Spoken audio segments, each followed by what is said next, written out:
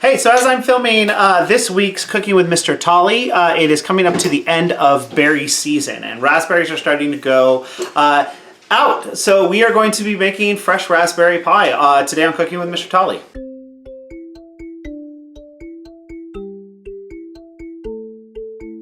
All right, so the recipe we're making is from Mrs. Herta. I had a long debate with myself about a might seem like a simple question. It's not, is this a tart or a pie? We're gonna call it a pie because that's what the recipe says, but I'm actually gonna be making this using a tart pan. So tart pans are a little shallower than pie pans, but the thing I like about them is they're easier to get the pie out. So this is actually a pretty old school recipe. I remember my grandparents used to make recipes like this where they used Jell-O for the glaze and they made fresh fruit, and it was just like some kind of base layer and then fruit and then that glaze. Dana, did you ever have something like this from your grandparents? Like a pie that had like that fresh fruit on top of like maybe a custard with like Jell-O glaze? Yeah, but it came from the delicatessen. Yeah, so it's a recipe that's been around a long time, so I'm excited to try this one. So we're gonna follow the recipe. The first thing it calls for is to make the glaze. So to make the glaze, you're going to need 3/4 of a cup of sugar, just plain white sugar, 2 tablespoons of cornstarch. Cornstarch is a thickening agent that's used a lot in, particularly in Asian dishes to thicken your stuff. You're also going to need 3 ounces of raspberry or strawberry Jell-O. The package we bought was a 6-ounce package, so I'm using just 3 ounces of that by weight. And finally, for the glaze, you're gonna need 1 3/4 cups of water. So the process to make this, I'm not gonna actually film this one because it's kind of a boring thing. You're just gonna be basically watching water boil. Is you're gonna put all of this together into a pan, and then you're gonna set it to a boil and let it cook until it kind of starts to dissolve. So you're gonna get the water going with the sugar and the cornstarch. You're gonna get that to a boil. You're gonna add in the Jell-O, and then you're just gonna stir it until the Jell-O dissolves, and you're just gonna set it aside and let it cool. All right, and there's my glaze. You can see it's a very bright red. I'm gonna set this aside to cool, and while that is set aside to cool, I am going to start making the pie crust. Now we're gonna do something called a blind bake with our pie crust. Let me set this aside. So a blind bake is where you take a crust, you put it into a pan, and you bake it before you actually would cook your pie.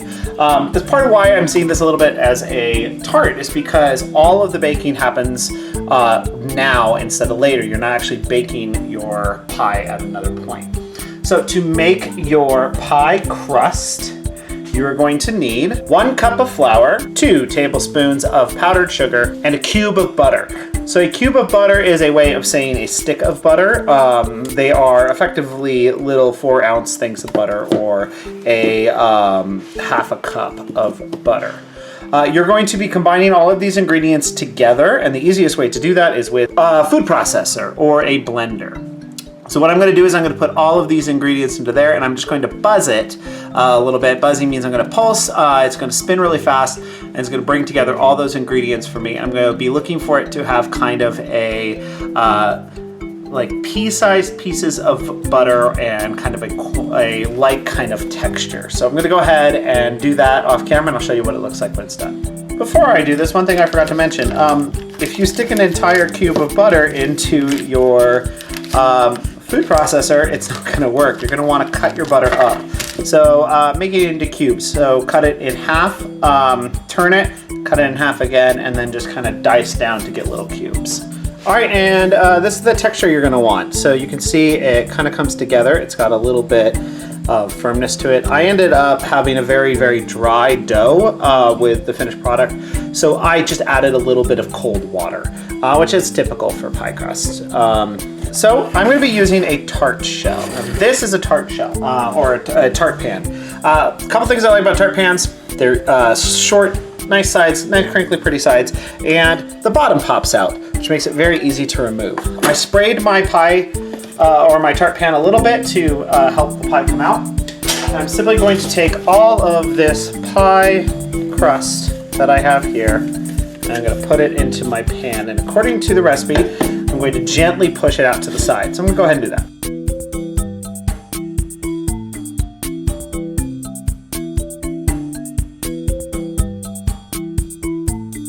All right, and there you have it. So that's my pie crust. Now, there are a couple things that you can do to make your pie crust. Sometimes people do something called pie weights, and they'll put a piece of parchment paper in and then weigh it down with either actual pie weights or with, say, dried beans. And what that does is it keeps the pie crust from rising and keeps it crispy. I'm going to follow the recipe, which does not call for pie weights. Instead, I'm going to do just a couple of pricks with a fork to add some holes to help vent some of that steam. So I'm just going to take a small fork and just kind of poke a couple holes. When butter melts, butter is made up of a couple of things, and one of those is, of course, water. And when butter melts, it releases a lot of water. So I'm going to go ahead, prick all that, and then I'm going to stick it in my oven to bake for 12 minutes at about 350. I'm going to see what it looks like, and then I'm going to pull it out and let it cool. While I'm doing that, I will probably not do much else because I need it to cool before I put my filling in. All right, and there's my pie crust done. You can see it's brown around the edges, which is what I was hoping for. Hopefully you can see it's a little brown around the edges. And so I gotta let this cool for a little bit, and while it's cooling, I'm going to make a filling for my pie. To make the filling for this pie, I am going to need 4 ounces of cream cheese, 1 tablespoon of powdered sugar, and to go on top of all of this, on top of the whole pie, 4 cups of fresh raspberries. Now I chose to weigh my raspberries, so that's about 500 grams of raspberries. I thought that this would be a little more accurate for me, so I looked up what 4 cups of raspberries would be. I'm going to give these a little wash while I let my pie crust cool, and I'm going to start making my filling. It's a pretty simple thing to do.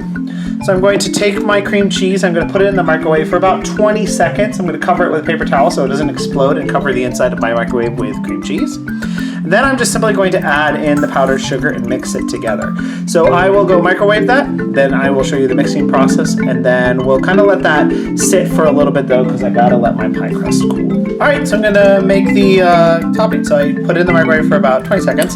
All that does is loosen it up, makes it a little bit easier to mix. So I got that mixed there. I'm gonna add in my powdered sugar, and then I'm gonna mix that all together. I'm just using a fork to do this. I could use a whisk, could use a mixer. I don't see a real reason to use a mixer for this. There's not that much of it. So once I got that all nice and creamy, I'm gonna let it cool down just a little bit. So you might be wondering why it's so important to keep everything cool. The truth is that this is a dish that melts really easily. So if you put on your filling onto a really hot pie crust, you're going to get melted filling.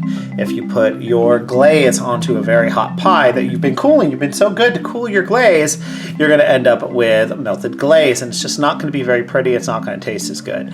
So I'm going to come back a second and I will start assembling my pie.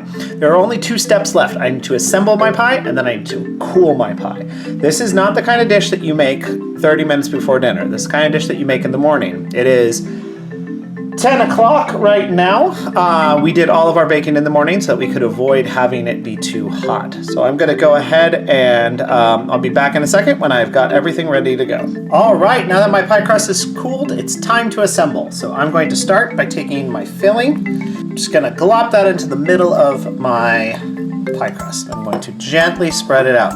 Now at this point, my pie crust is very, very fragile and I don't want to break it. So as I spread it, I'm going to be careful not to touch the edges of the pie too much. You can see, by the way, that I had some shrinkage on my pie crust there, meaning that it came off just a little bit from the edges, which is fine. If I was trying to make this perfect, I would have built up my pie just a little bit taller around the sides to make sure that it had plenty of space. Now, after this, it becomes a little bit up to you how fancy you want to be. There are a couple ways you can add your raspberries. You could simply drop them in, or you could get real fancy, try and make it look real nice and pretty, and put them in one at a time in a kind of a pattern. So what I'm going to be doing is a spiral pattern around the pie. I'm going to be starting with my raspberries with the open part down so that the pointed tip is up. There we go, that'll do. I'm going to take my raspberry that looks like this. where I have the open part, and I'm going to put it with the tip pointing up. And I'm going to do that in a spiraling pattern all the way around the pie. So I'm just going to go ahead and do that now.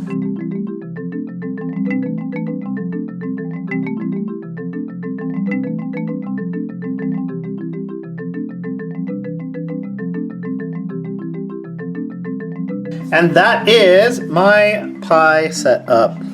You can see I kind of set them in layers. Now, I ended up not using as many raspberries. I have probably about half of them left by doing this method, but I do think it kind of looks pretty.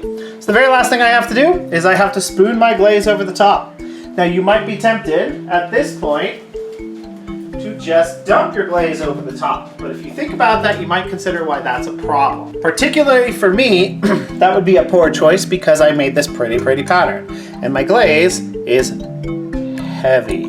It is a glaze. So instead, I'm going to spoon it in between. And my goal is to kind of cover up all the bits of white so that what you see when you look at my pie is this pretty raspberry pattern with lots of this red in between. And I'm gonna stop talking so I can speed this up.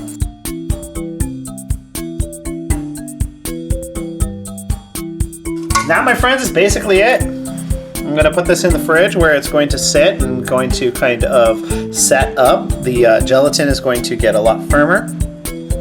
And in about 2 to 3 hours, I'll be able to eat it. 3 to 4 hours, sorry. I'll be able to eat this pie. So I will have pictures of it when that's all finished, and you'll see this one up. And if you decide to make it, please send me pictures. Thanks for cooking with Mr. Tolley.